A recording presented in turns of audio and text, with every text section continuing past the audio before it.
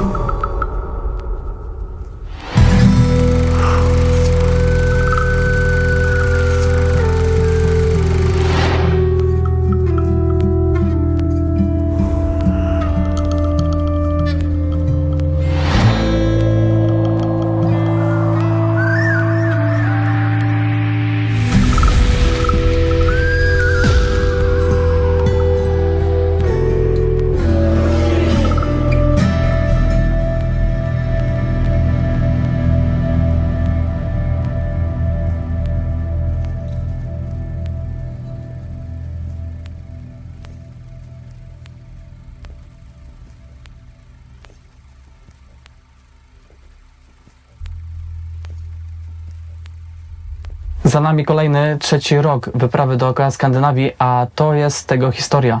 Opowieść z jeziora Lisze, położonego w regionie Dalarna w Szwecji, do którego dopłynęliśmy w lipcu 2022 roku. To właśnie nad tym jeziorem spędziliśmy niemal 10 miesięcy, w tym surową zimę z temperaturami poniżej minus 20 stopni Celsjusza. Teraz zapraszam Was na wspólną podróż do tamtego czasu.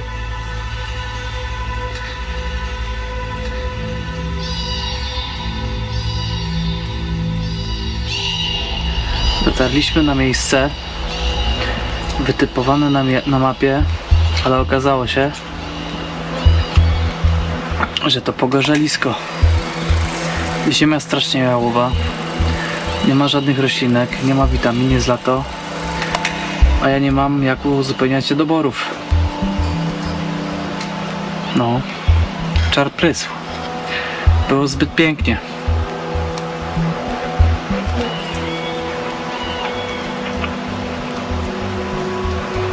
Jedyny plus tego miejsca jest taki, że w okolicy leży naprawdę bardzo dużo opału.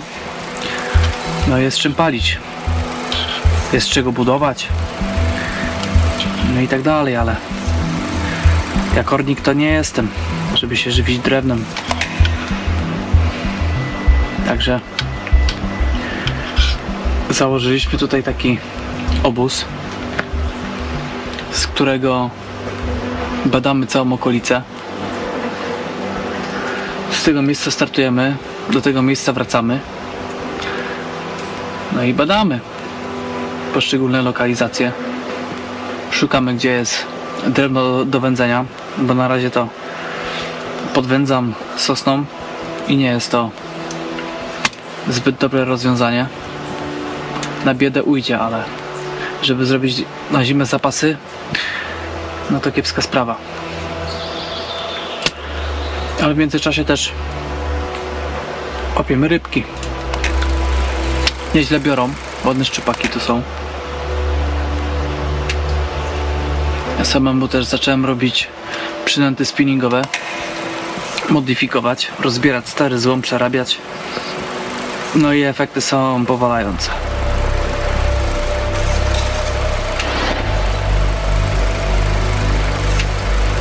Jutro popłyniemy już w nową lokalizację, bo wydaje się być bardzo obiecująca. Spędzimy tam kilka nocy i będziemy widzieć, co się dzieje.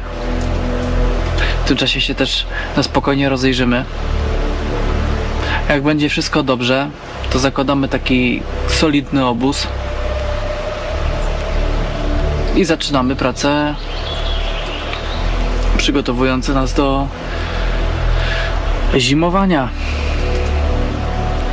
Bo zanim się uporam ze wszystkim, to już będzie wrzesień. Także na płynięcie to już nie ma szans. To już jesień zawita. A ja nie chcę mieć powtórki ze zeszłego roku. Płynąłem i nagle ciach. Jesień przywaliła i po popłochu szukałem miejsca na zimowanie. No, nie popełnię w tym roku tego błędu. Trzeba zapamiętywać swoje błędy i się na tym uczyć. Także szybki obiadek. Ostrzymy kotwicę i idziemy troszeczkę porzucać. Rybkę się może złapie, bo jutro może nie być czasu na wędkowanie z tego względu, że będziemy się przenosić i jutrzejszy dzień to będzie wycięty z życiorysu. Aha. Dzisiaj trzeba złapać rybkę jakąś.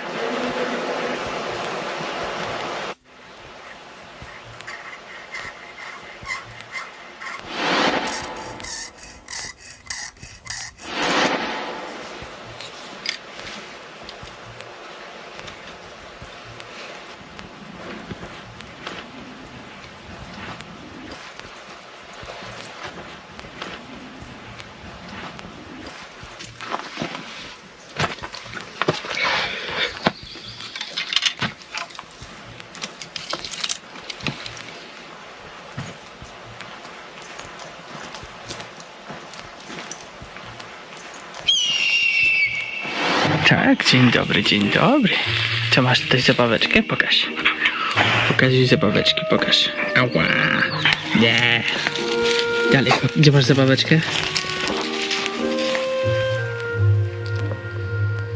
Pierwsze poważne zadanie, jakie czekało nas podczas tego etapu wyprawy, było znalezienie odpowiedniego miejsca na zimowisko. W tym celu zapuszczaliśmy się w coraz głębsze meandry tego dzikiego jeziora, aż wreszcie zostaliśmy zmuszeni do spakowania obozowiska i wyruszenia w najbardziej odległe miejsca. A więc ruszamy w nową lokalizację. Mamy nadzieję, że będzie dużo lepiej niż tutaj. Że nie będzie pogorzeliska.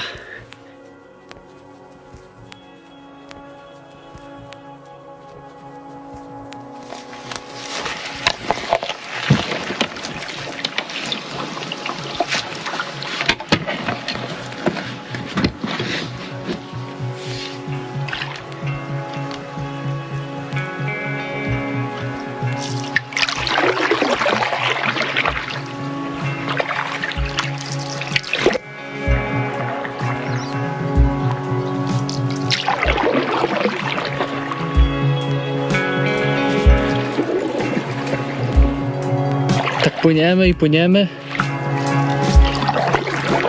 I nie ma jak wyjść na brzeg. I tak sobie dopłynęliśmy do jednej z większych wysp na tym jeziorze. I nie wiem, czy to się nie skończy tak jak w zeszłym roku. Nad Skagardem. Że zimowisko zbudujemy na wyspie. Fajnie to wygląda. Fajny widok jest stąd. No i dużo plusów ma wyspa. Ale też i minusów.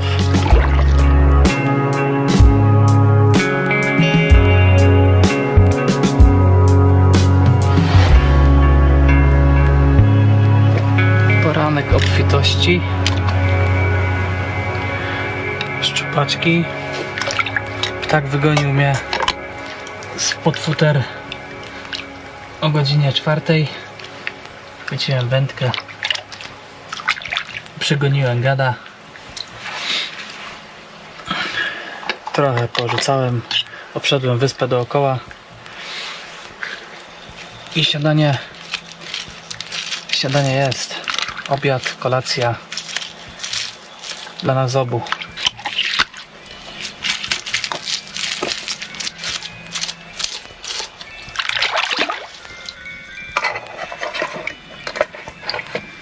Z ryby nic się nie marnuje. Jeżeli chodzi o wnętrzności, to tutaj jest wątróbka. Bardzo smaczna. Można ją podsmażyć. Albo na kamieniu, albo na patelni, na oleju. I wrzucić na przykład w ciasto. Zagnieść, czy zrobić takiego pieroga.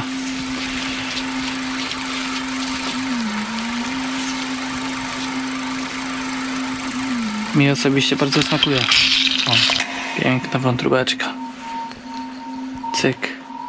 No, będą 2 pierogi z tego. Czy to? Kręgosłup także zostaje wycięty. I trafia do kociołka z resztą odpadów na zupę.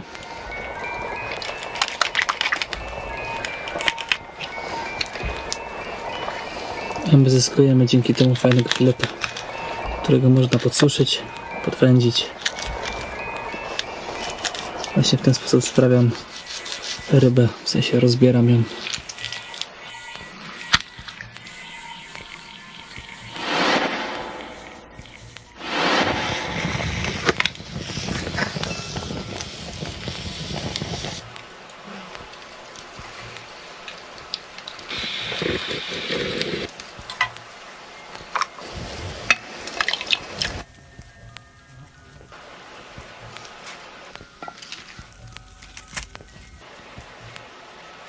Oto moje śniadanie.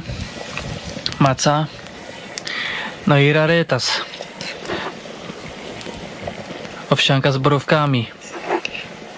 Ostatni raz jadłem rok temu. No o tej porze. Także już się stęskniłem.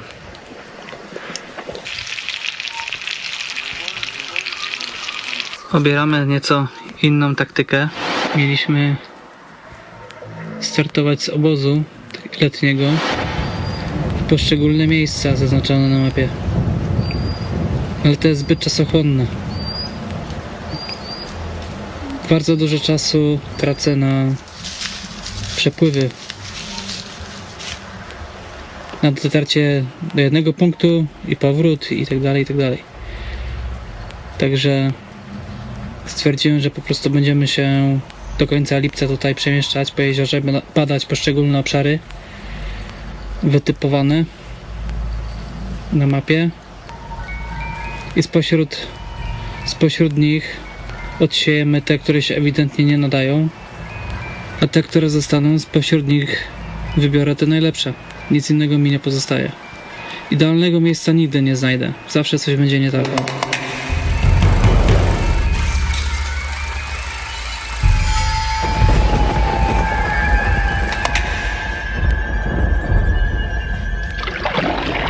Wczorajsza burza uniemożliwiła nam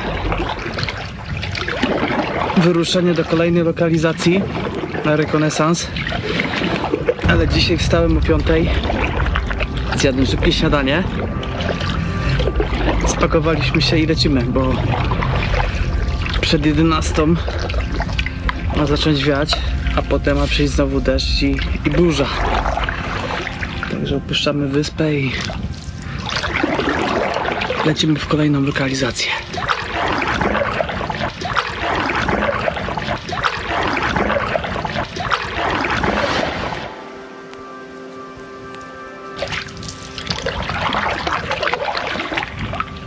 Dopływamy zatem do kolejnego miejsca, do kolejnej lokalizacji. Zapowiada się bardzo fajnie, ale zobaczymy, co z tego wyjdzie. Przede wszystkim martwi mnie ilość opału, bo nie widzę suszek, ale może coś się wyklaruje, bo to bardzo dosyć duża przestrzeń jest no i będzie można coś poszukać. Nie jest to wyspa, zamknięty jakiś taki obszar, także można gdzieś tam przejść się kawałek dalej za opałem.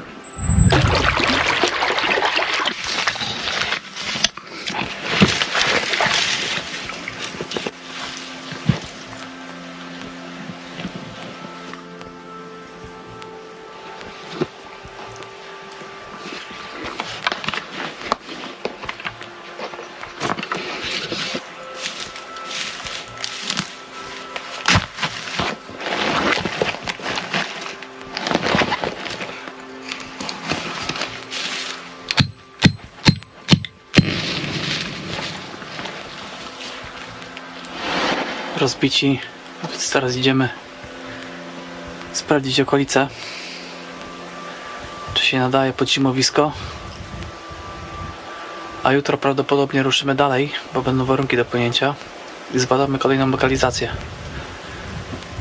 Do końca lipca musimy wybrać miejsce, gdzie przezimujemy, także trzeba się spinać. Czasu bardzo mało zostało.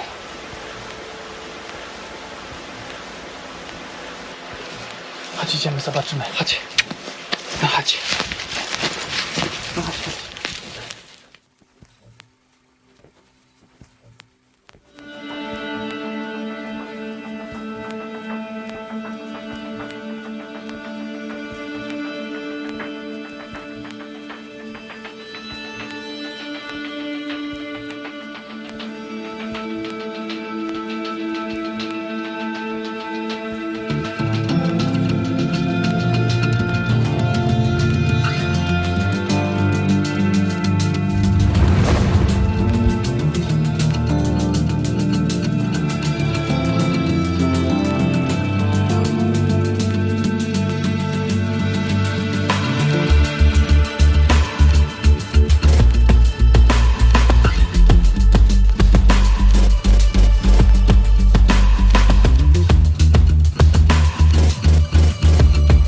Szukamy przede wszystkim miejsca z dużą ilością opału. To jest najważniejsze. Drugi czynnik decydujący o tym, czy miejscówka będzie się nadawała, czy nie, to zasobność łowiska i dostęp do roślinek. No tutaj borówek jest bardzo dużo. Łowisko jest też piękne. Jedyny mankament tego miejsca jest taki, że nie ma opału. Wszystko jest żywe. To się nie nadaje ani do palenia, ani do budowania.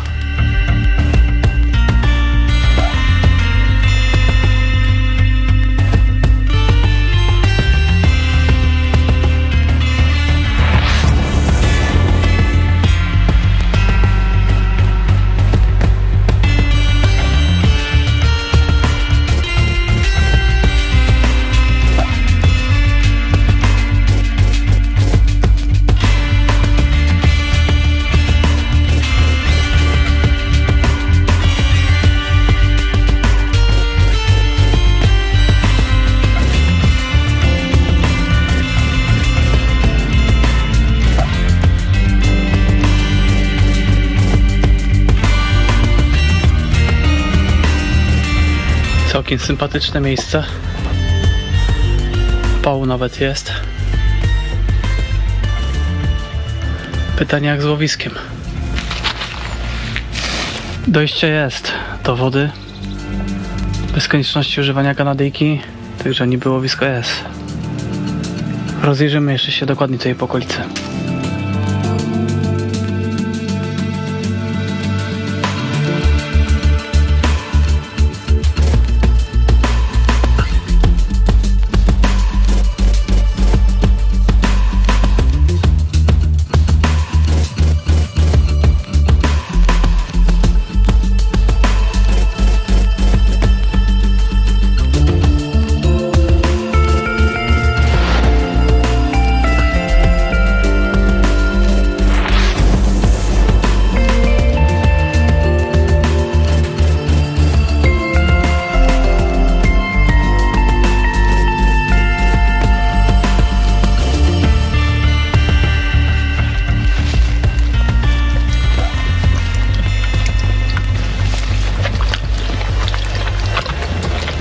A więc myślę, że mimo wszystko na razie Pogorzelisko jest najlepsze. Wolę przez 2 miesiące, 3 miesiące chodzić na grzyby i borówki, niż przez 9 miesięcy pływać za drewnem. Z ekonomicznego punktu widzenia Pogorzelisko jest lepsze. Oferuje dużo więcej opału, materiału budulcowego. Nie jest tam zbyt pięknie, ale no muszę się w tym wypadku kierować rozsądkiem.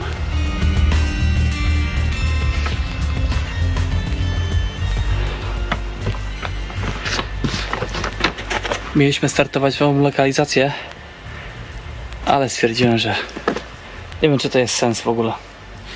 Także płyniemy prosto na stare śmieci, że tak powiem. Rozładujemy się, jutro mamy 2 fajne dni, także trochę bateryjki podładujemy i tam będziemy szukać miejsca po prostu na zimowisko i tyle. Nie będziemy tracić czasu, także w drogę.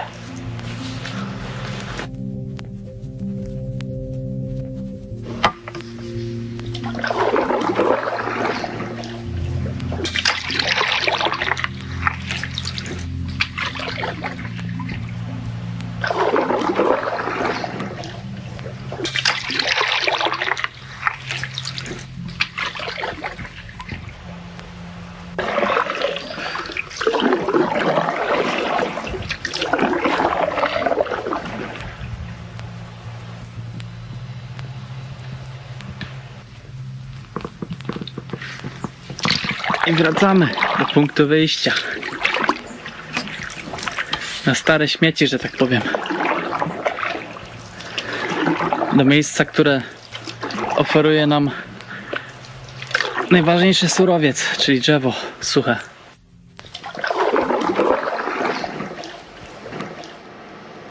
Po powrocie z rekonesansu zabrałem się od razu za przygotowania do jesieni. Korzystając ze słonecznej pogody, w pierwszej kolejności na warsztat trafiła nasza Kanadyjka. Wymagała ona wielu napraw, ponieważ poszycie było już naprawdę uszkodzone. Klejenie żywicą w jesienno-deszczową pogodę po prostu nie wchodziło w grę.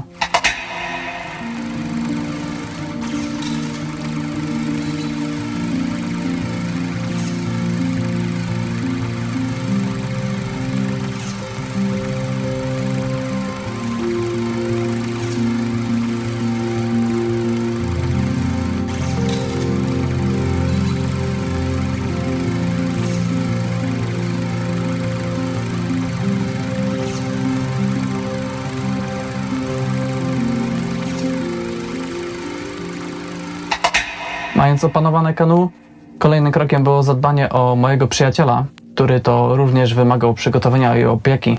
Przede wszystkim opieki, ponieważ zakupiona karma w pobliskim sklepie uczyliła go do tego stopnia, że pojawiała się poważna alergia. Miejscami na nóg miał place na skórze wydrapane aż do krwi. To też, aby nie wdało się jakieś zakażenie, został wykąpany, wyczesany, a przy okazji obciąłem mu pazury, jednym słowem pełen serwis.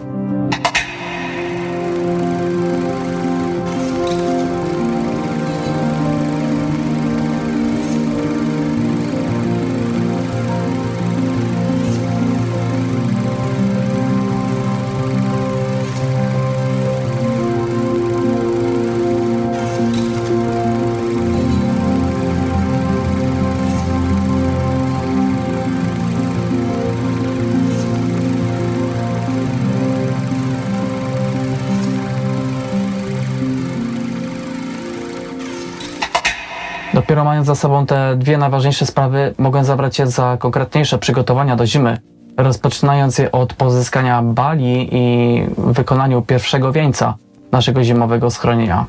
Był to w zasadzie najważniejszy wieniec, ponieważ właśnie do niego mocowany był nasz namiot. To też połączenia musiały być bardzo precyzyjne.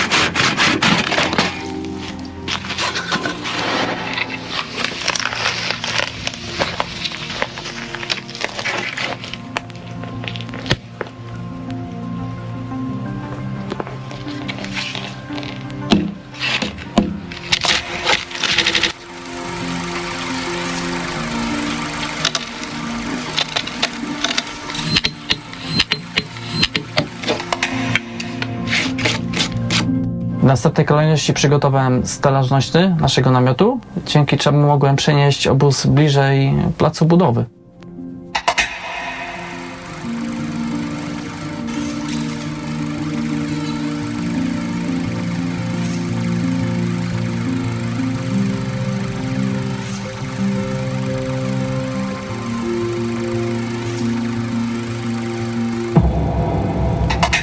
Przeniesienie obozu było konieczne także z tego względu, że z Polski wyruszyły do nas paczki na zimę od sponsorów, które dowiózł nam kolega Rafał wraz z Piotrem.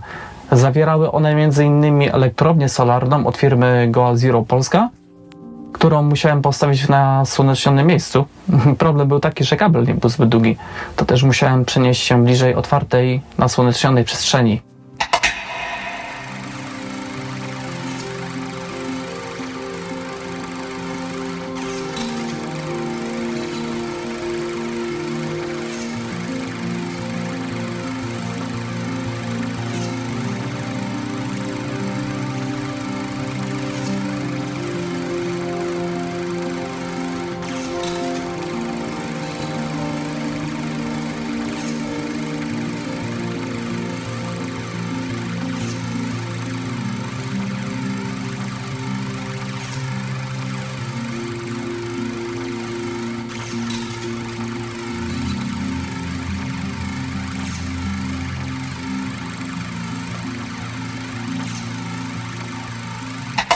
Tak więc po odbiorze paczek zabrałem się od razu za budowę stelaża pod panele fotowoltaiczne, wykorzystując do tego celu zdrowe żerdzie sosnowe, które solidnie połączyłem gwoździami. Stelaż następnie został wyniesiony na pobliską łąkę i zainstalowałem na nim nasze panele o łącznej mocy 185 W.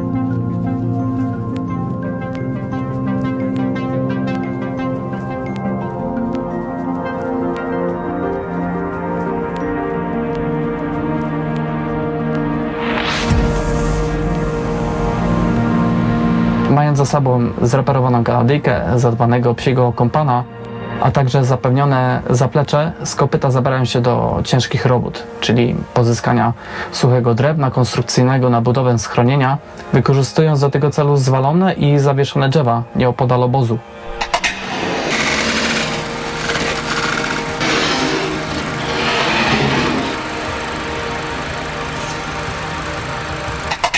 Konieczne też było ścięcie kilku suchych drzew stojących w pobliżu placu budowy, gdzie miało stanąć zimowe schronienie. Po prostu zagrażały one bezpieczeństwu. Podczas silnej wichury mogły spaść na głowy. Przy okazji też zyskałem kilka pali konstrukcyjnych i trochę opału na bieżące potrzeby.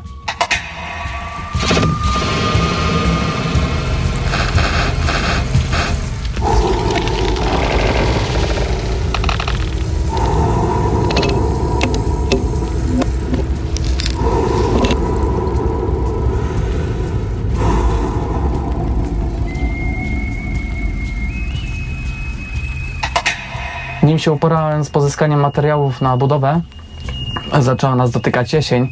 Pogoda zmieniła się diametralnie, las i jezioro przybrało zupełnie inne barwy.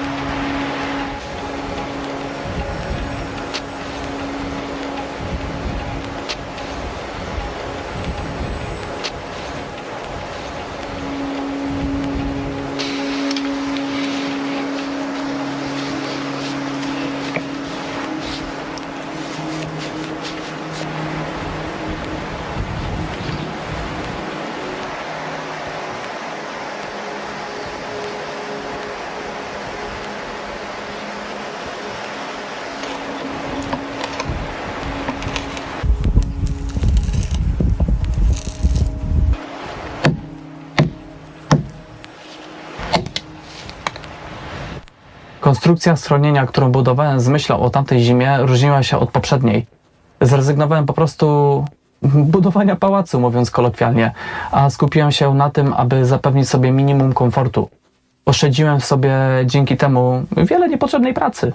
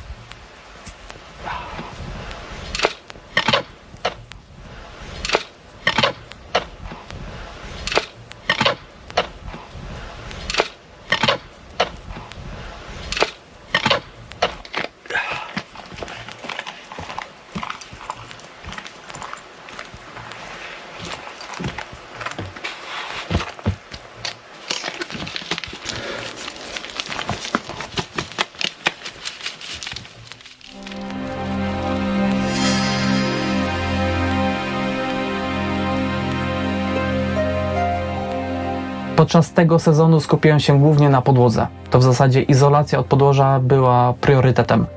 Zrobiłem więc w pierwszej kolejności zamkniętą przestrzeń pod podłogą, coś na zasadzie takiej poduszki powietrznej.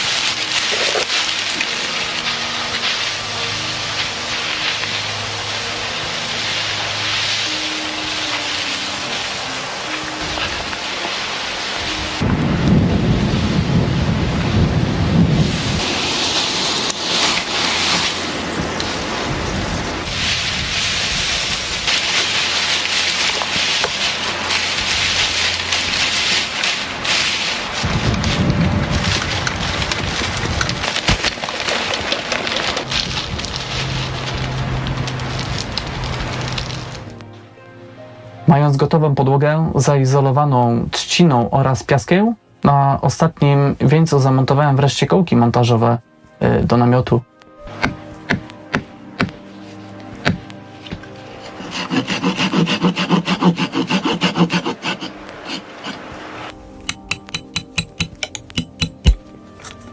Po instalacji namiotu na platformie od razu uszczeliłem połączenia między fartuchem namiotu a balami, używając do tego trzciny. Był to sprawdzony sposób na walkę z wilgocią i grzybem, ponieważ małe szczeliny między trzcinami zapewniały cyrkulację powietrza, a jednocześnie eliminowały przeciągi.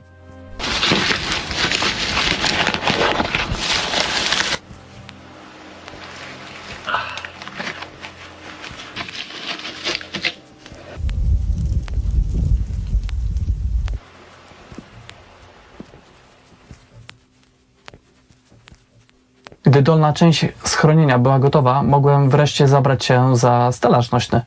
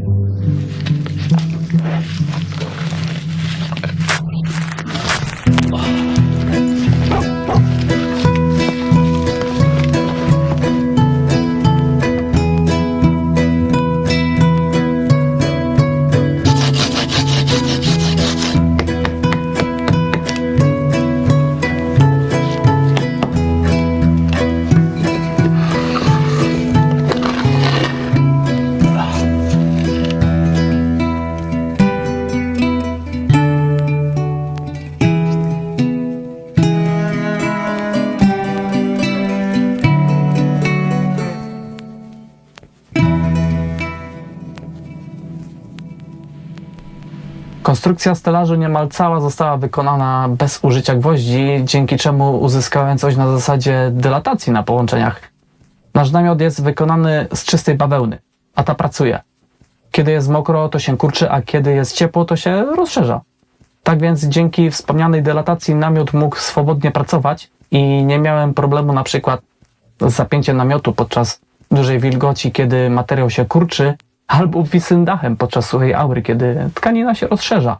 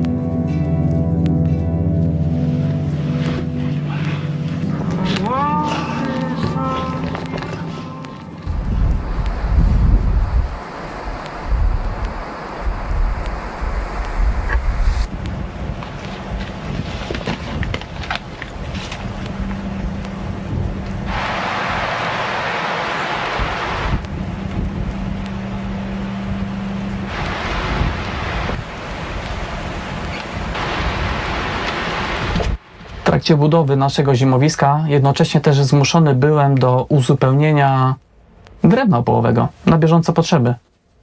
Choć też zacząłem gromadzić żelazne zapasy opału na niepogodę, dzięki czemu nie musiałem pozyskiwać go w trudnych warunkach pogodowych.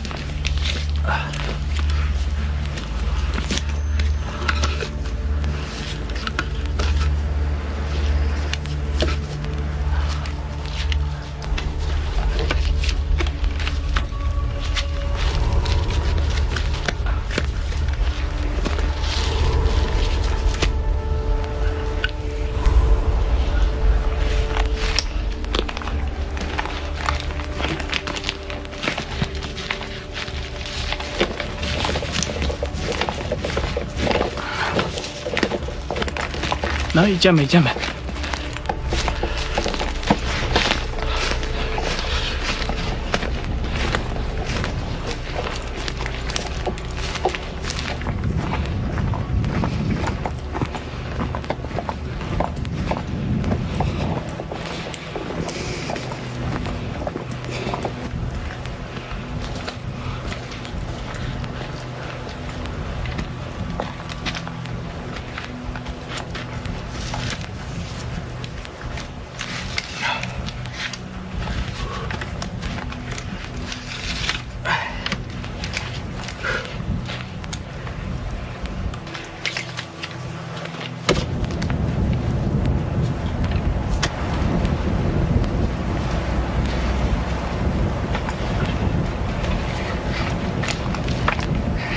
Dawaj to, dawaj to.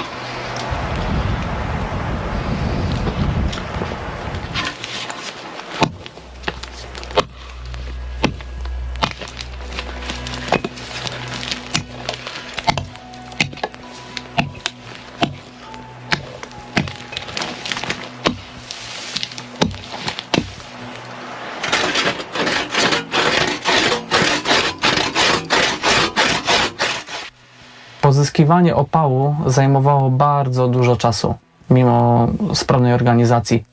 Również umiejętność posługiwania się piłą poprzeczną miałem opanowaną w bardzo dużym zakresie, to przyznam, że po którymś tygodniu rozmarzyłem się o pilarce łańcuchowej zasilanej akumulatorowo. Idąc dalej, to myślę, dzięki zaoszczędzonemu czasowi mogłem wtedy skupić się chociażby, na pozyskaniu żywności, mięsa z terenu. Obozowanie w tradycyjnym, starym stylu ma swój urok, lecz w pewnych kwestiach jest mało praktyczne, jeżeli się żyje okrągły rok w terenie. Pewne rzeczy należy usprawniać. Tak też temat ten zostawiłem do przemyślenia, do analizy. Najpierw musiałem rozwiązać do końca kwestię niezależności energetycznej, a było tam jeszcze dość dużo do zrobienia. Ale do tego tematu wrócę za krótką chwilę.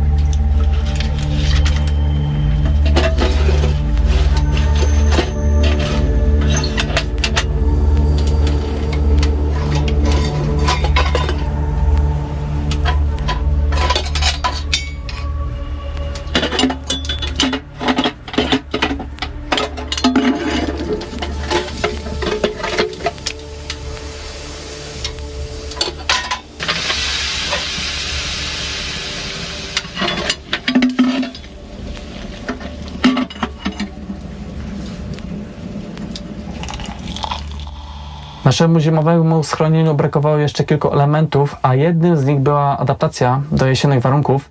Miał to być po prostu wykonany na wymiar daszek z rozetą na komin, dopinany nad przyciągiem.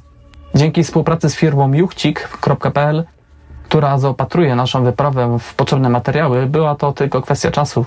Kwestia skrojenia materiału, doszycia wzmocnień. Wszystko mieliśmy dostarczone latem wraz z elektrownią.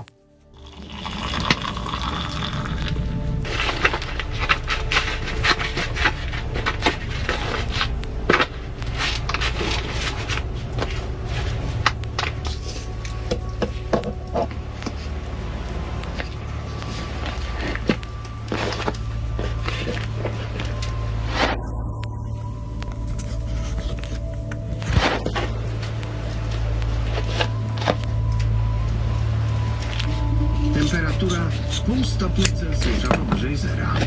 Wiele więcej nie podniosę.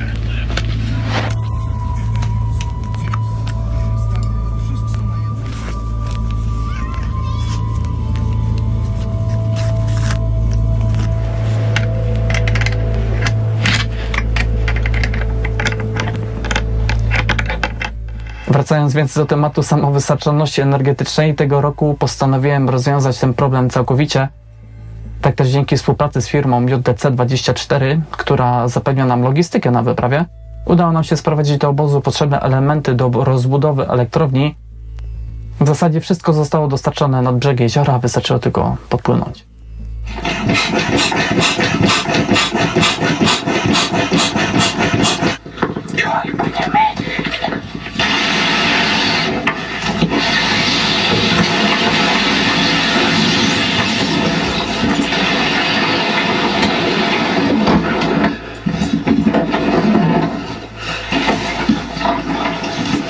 No daj. No i leż. No leż.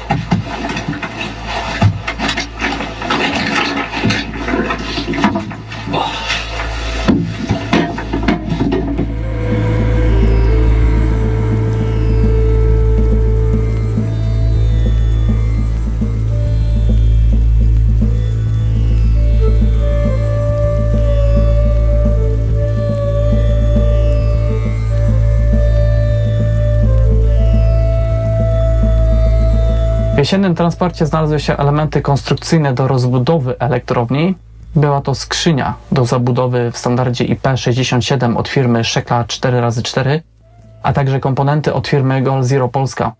Do obozu dotarła także instalacja elektryczna od firmy Epimia wraz z instruktarzem w formie wideo, ukazującym jak to wszystko ze sobą połączyć. No, elektrykiem dopiero się stawałem. Tak, najpierw wiercisz otwory takim wiertełkiem. Tutaj robiliśmy testy, dobrze idzie w plastiku, w miarę. 4.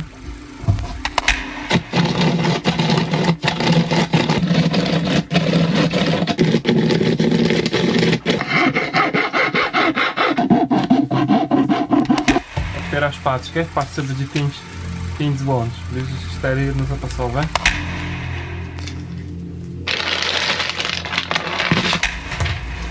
Puszczasz.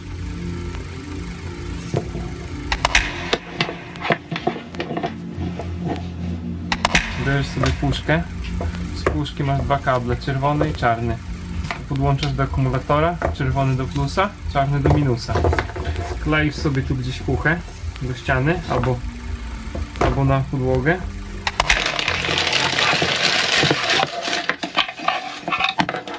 Tu masz szynę plusową. Każdy z tych jest zabezpieczony bezpiecznikiem, każdy z tych wyjść. No i przykręcasz po kolei tak naprawdę. Możesz sobie zrobić, że tu byś miał wejścia, tu byś miał wyjścia. No i jedziemy.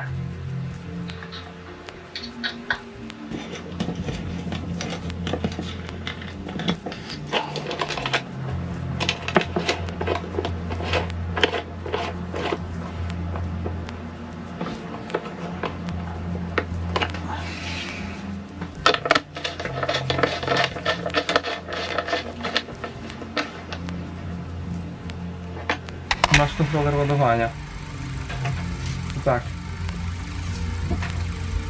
Sobie czerwony plus, niebieski minus. Tutaj masz oznaczony też od strony akumulatora plus minus, no to przykręcasz.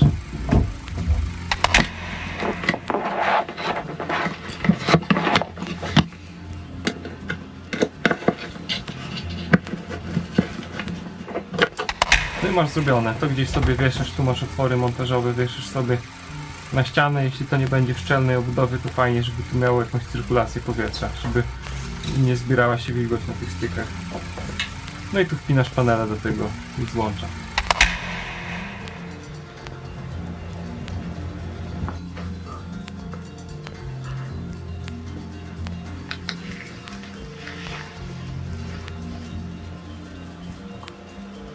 I system sobie cały wpinasz, powiedzmy, w wejście.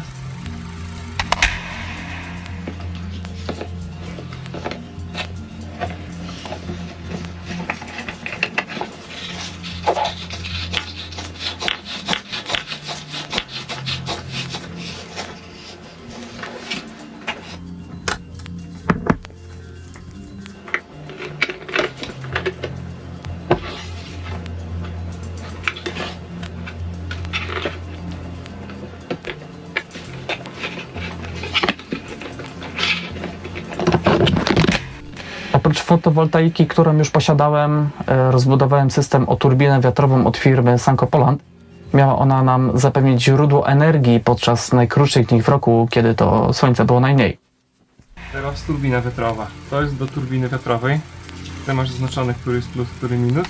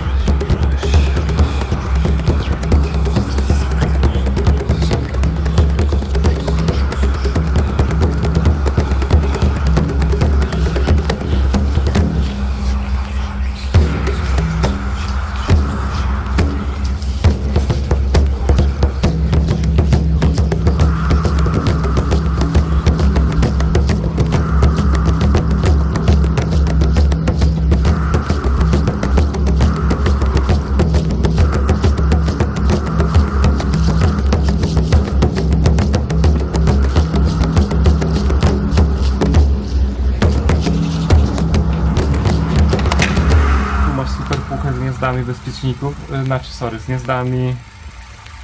gniazdami zapalniczki samochodowymi, możesz sobie podłączyć rzeczy i tak samo to wjeżdża tu.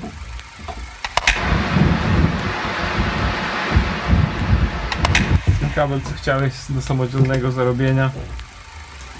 Tutaj masz też zaznaczone, gdzie plus, gdzie minus. Tu będzie tak, że niebieski albo czarny to minus, brązowy albo czerwony to plus. No i tak samo wtyczka.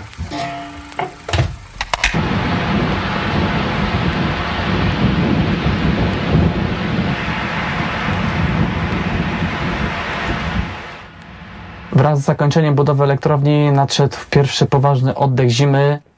a wraz z nim kłopoty.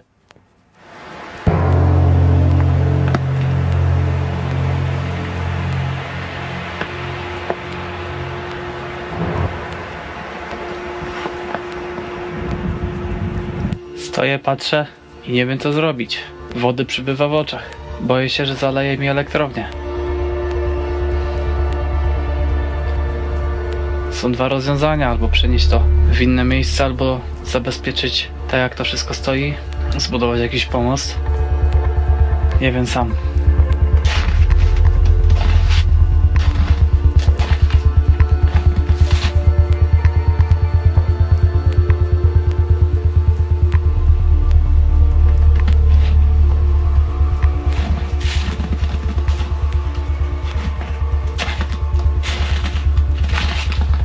Prognozy niby mówią o mrozach w przyszłym tygodniu. Więc ten śnieg przestałby topnieć, przestałoby to wszystko spływać z gór i by zamarzło. Może nie warto wszczynać paniki i czekać i patrzeć co się dzieje. Nie jest to nie wiadomo jak duża konstrukcja. I samo przenoszenie nie zajęłoby mi bardzo dużo czasu, a mogę sobie oszczędzić pracy. Nie będę panikował, na razie niech to stoi tak jak jest.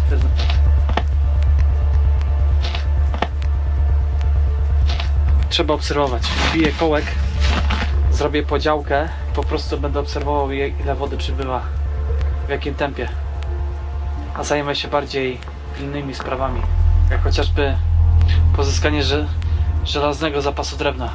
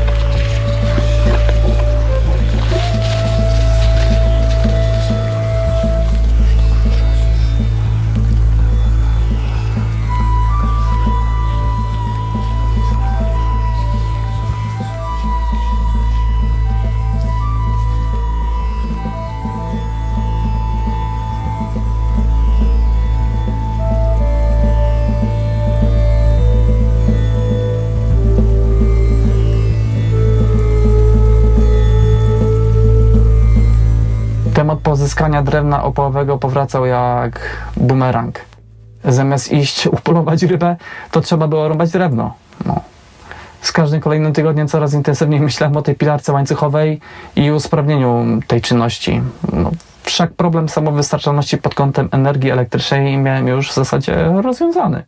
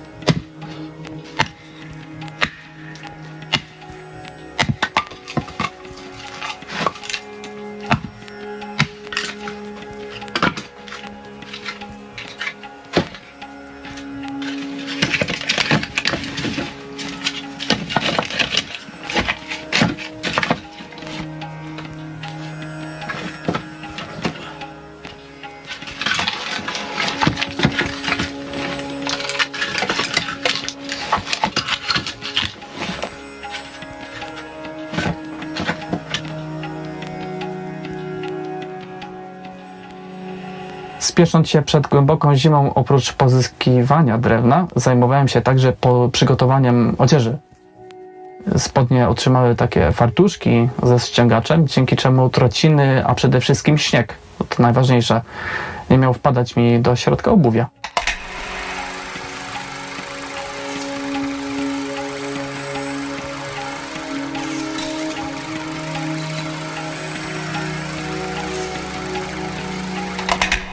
Nie zwlekałem także z opatrzeniem obozu w żelazny zapas żywności. Co prawda mieliśmy już na stanie około 150 kg suchego prowiantu, ale było to jeszcze stanowczo za mało. Szacowałem, że około 200 kg wystarczyłoby nam do roztopów. Tak też zapakowaliśmy się do Kanadyjki i ruszyliśmy na zakupy do pobliskiego miasta.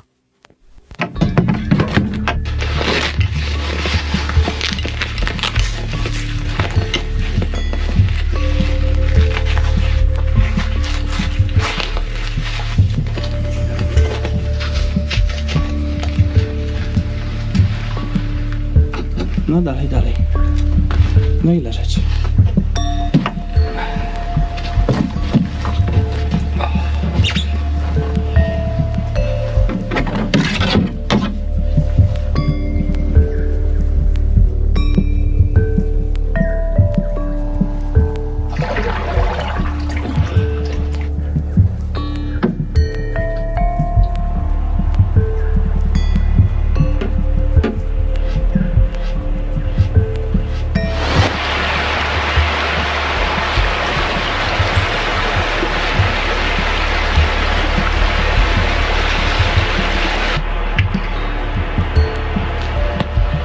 Dalej, hop.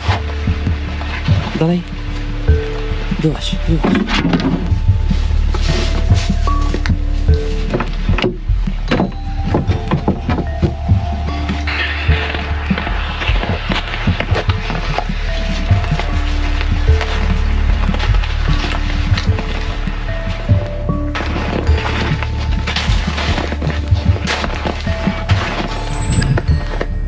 Ślady łosi.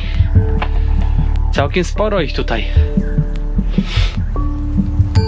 Widocznie mają tutaj dużo jedzonka.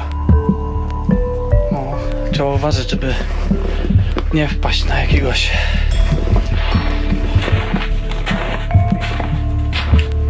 Tutaj, powoli.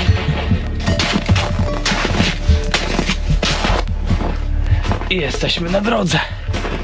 No. To idziemy do Frederiksberg.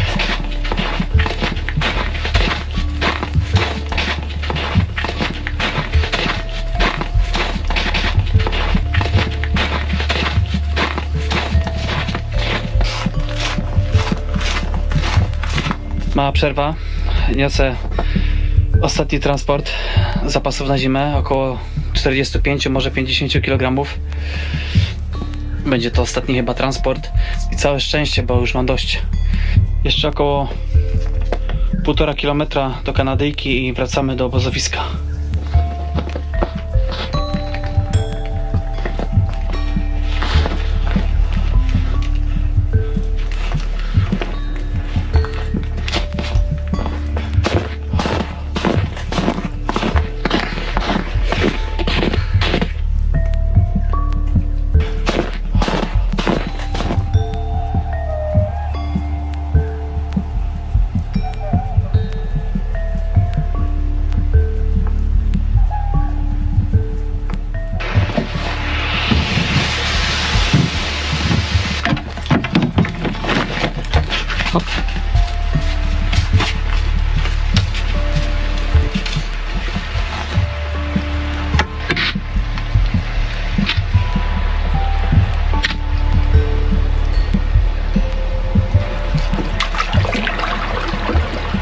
No to płyniemy do obozu.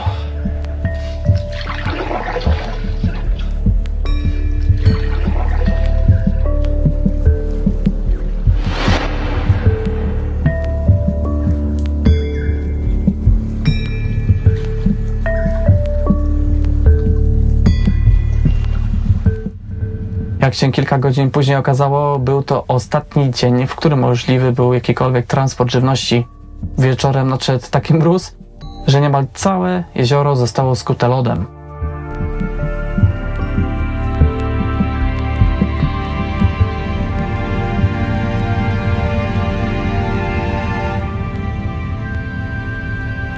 Tak oto zastała nas prawdziwa skandynawska zima.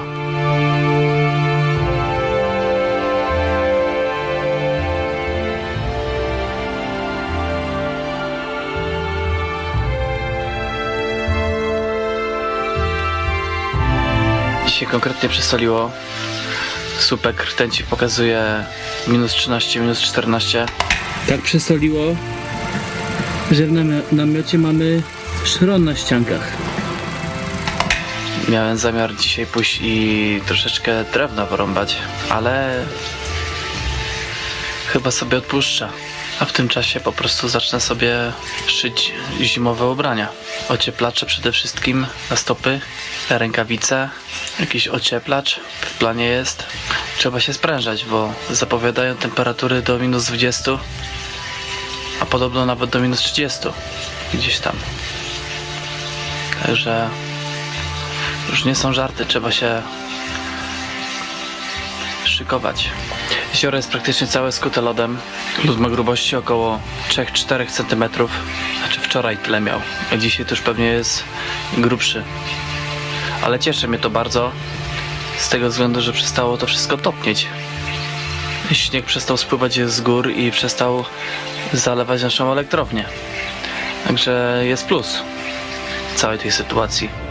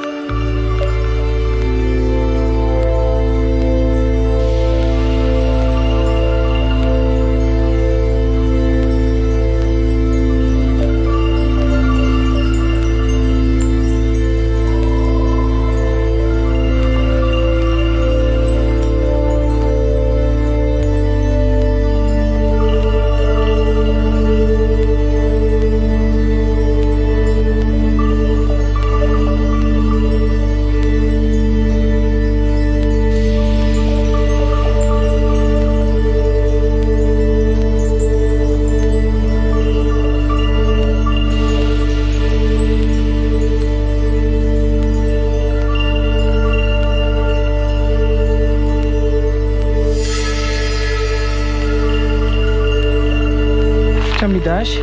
Papę?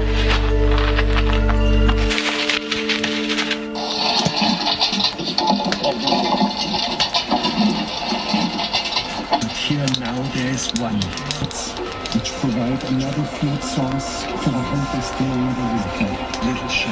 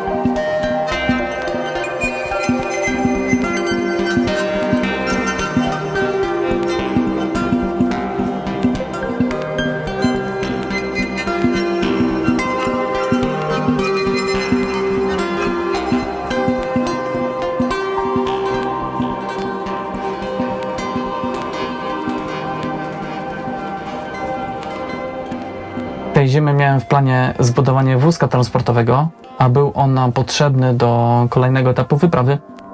Czekało nas pokonanie niemal 26-kilometrowy wododział, a przenoszenie całego ekwipunku na plecach na takim dystansie wiązało się z przepuchliną. Tak też wykorzystując porę roku, pozyskałem odpowiedni surowiec do jego budowy.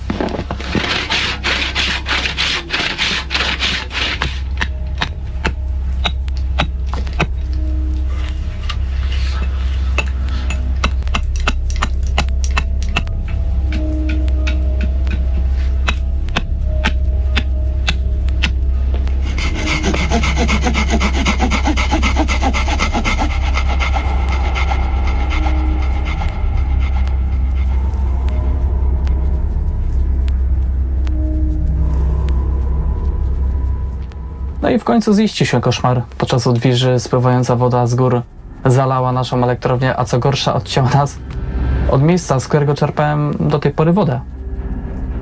No i trzeba było ryzykować.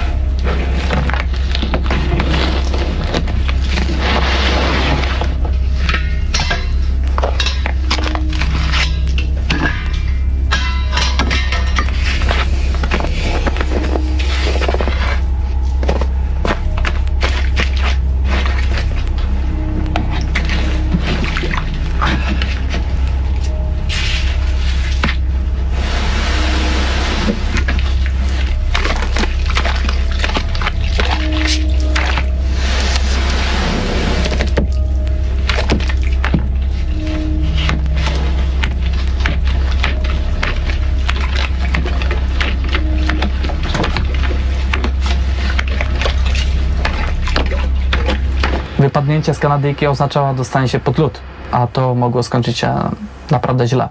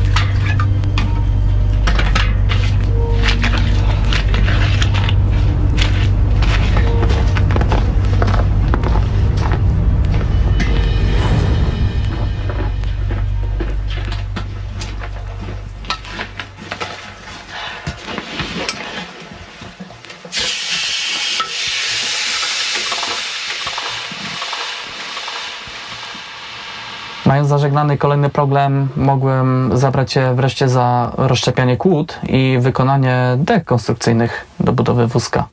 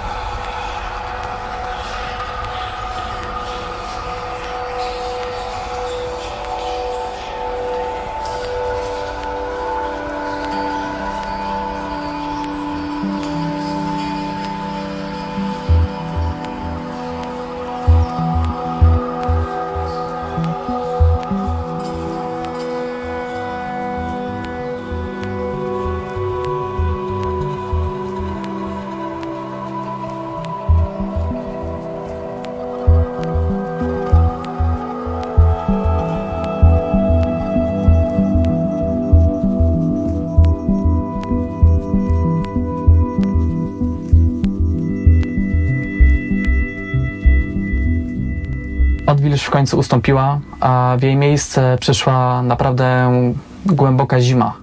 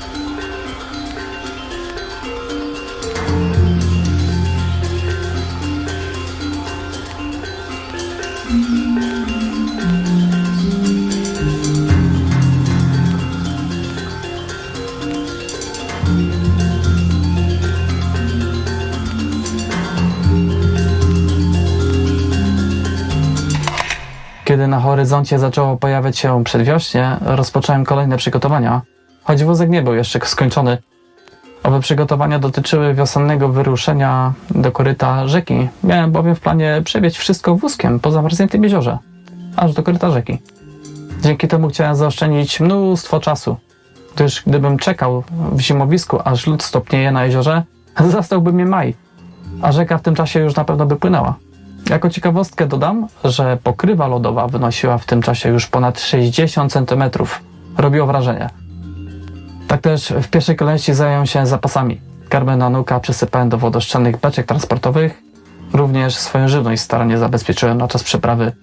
do koryta rzeki, przelewając kaloryczne oleje do szczelnych pojemników, zaś żywność sypką do bawełnianych woreczków.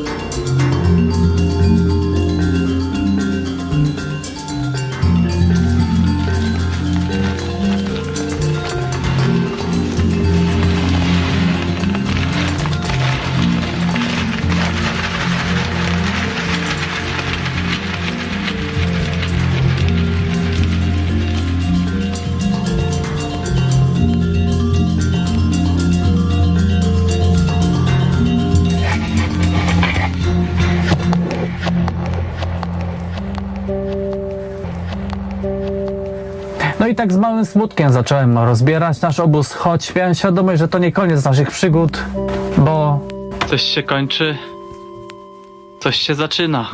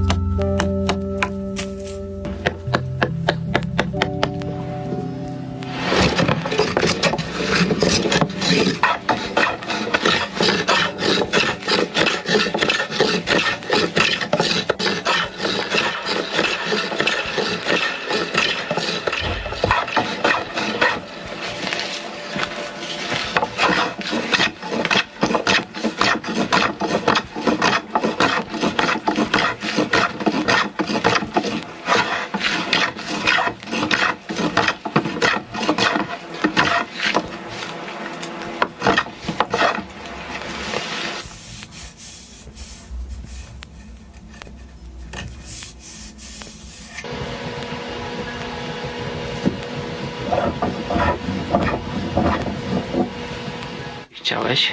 Ty chciałeś iść na spacerek? Czy na zabaweczkę? Co? Co ty chciałeś? Co? Co ty masz tam? Masz zabaweczkę? Ale ładna. No to chodź, dalej, chodź. Hop, hop. No chodź, idziemy, chodź. No dalej. No chodź. No dalej.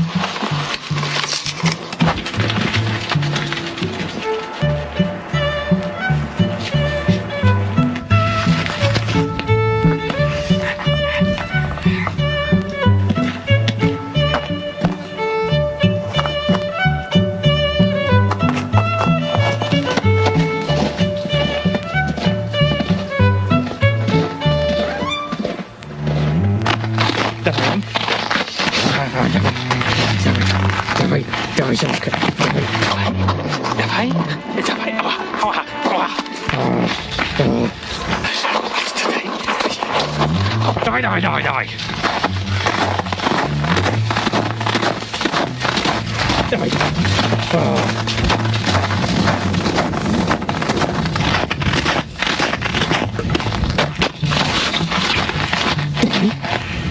Dawaj, dawaj, dawaj. Dawaj.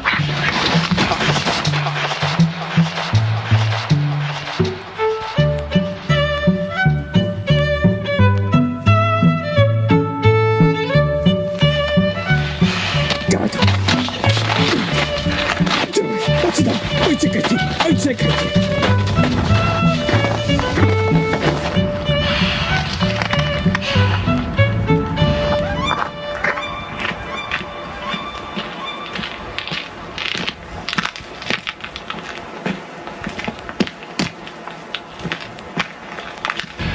zbiera się wiatr, także trzeba sprawdzić, czy wszystko działa, czy wszystko jest ok, czy są linki dobrze napięte. O, jak pięknie popękał lód. O.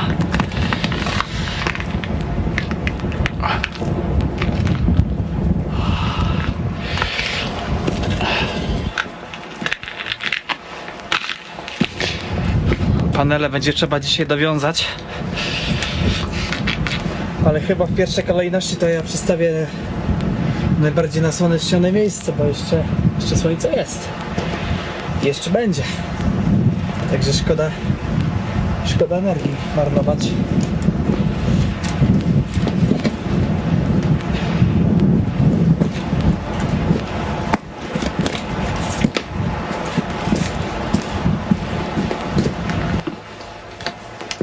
Kable trzeba najpierw pościągać, pozaczepiane o gałązki, tak aby w razie gdy spadłaby gałąź podczas silnego wiatru, żeby nie pozrywała mi kabli.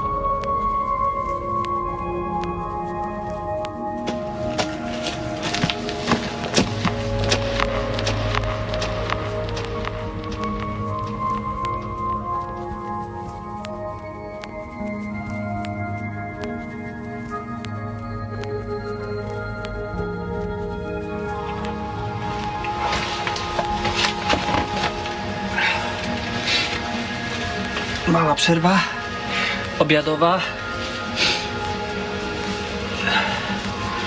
Zmarzłem trochę. Co my dzisiaj tutaj mamy? O, buraczkowa.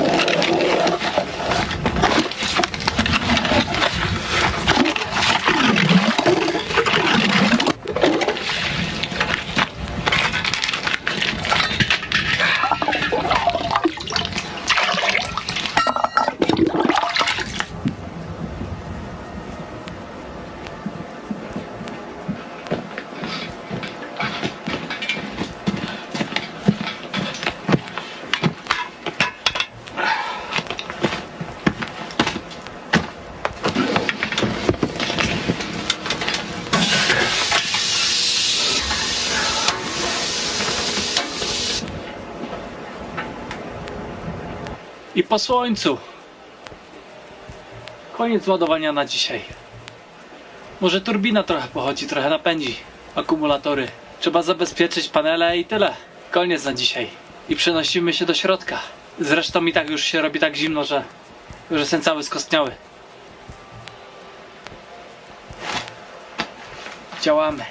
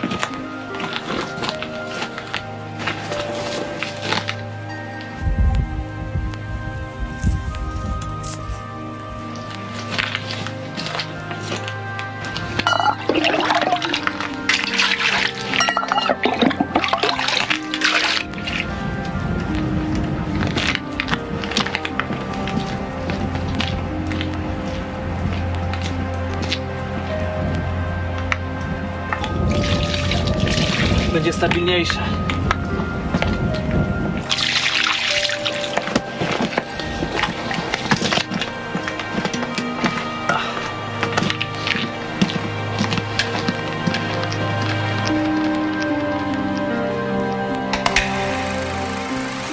Mimo że paliłem, to w walukowej misce jest lód. Niemal na samym końcu przedwiosennych przygotowań, kiedy to słońca było już pod dostatkiem i fotowoltaika była już wystarczająco wydajna, zacząłem demontaż turbiny wiatrowej.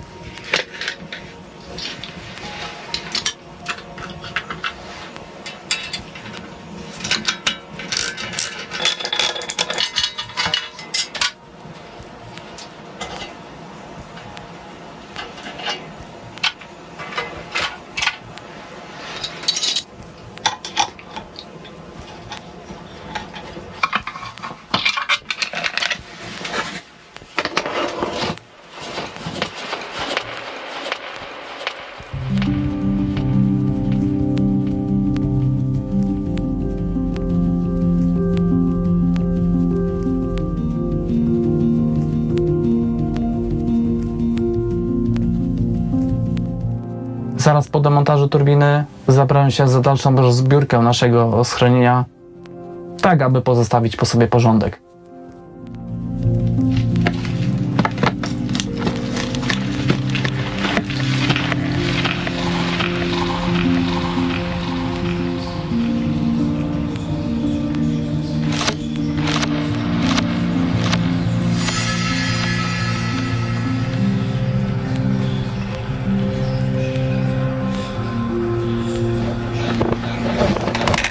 Przygotowań doczekała się również moja głowa, jak i sprzęt wędkarski.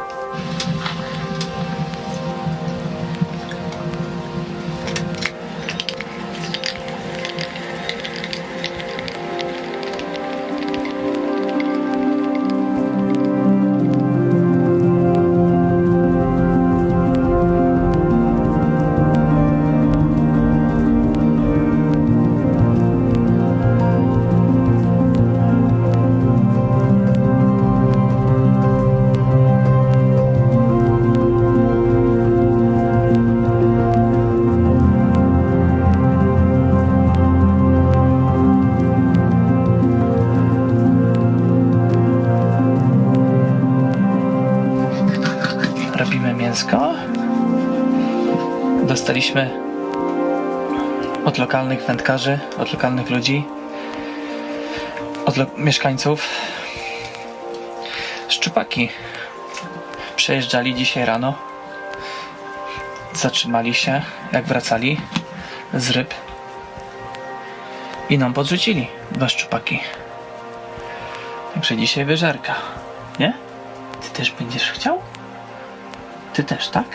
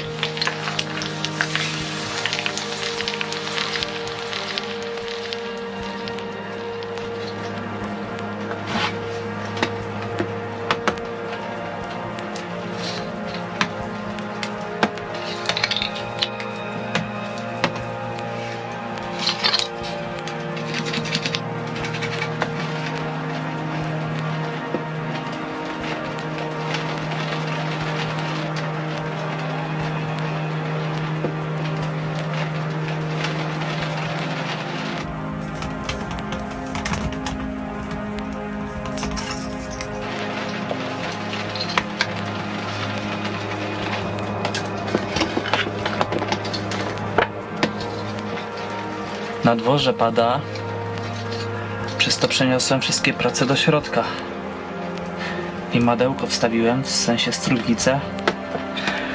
No i robię pierwsze połączenia. Tak naprawdę to już będzie końcówka roboty przy tym wózku. I być może uda się wystartować za 5 dni, 4 dni. Zobaczymy. Ma być słoneczko, więc są szanse.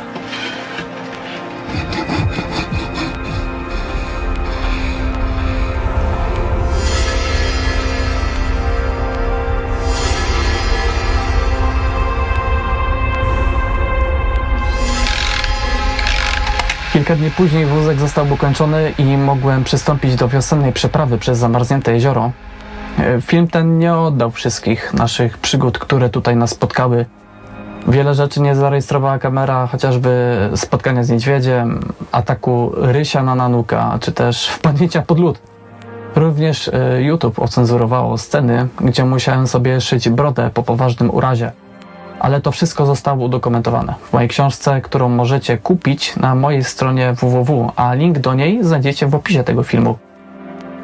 Teraz przed nami kolejne kilometry w szlaku wyprawy dookoła Skandynawii, kolejne przygody i wielka niewiadoma, która napawa mnie dreszczykiem emocji.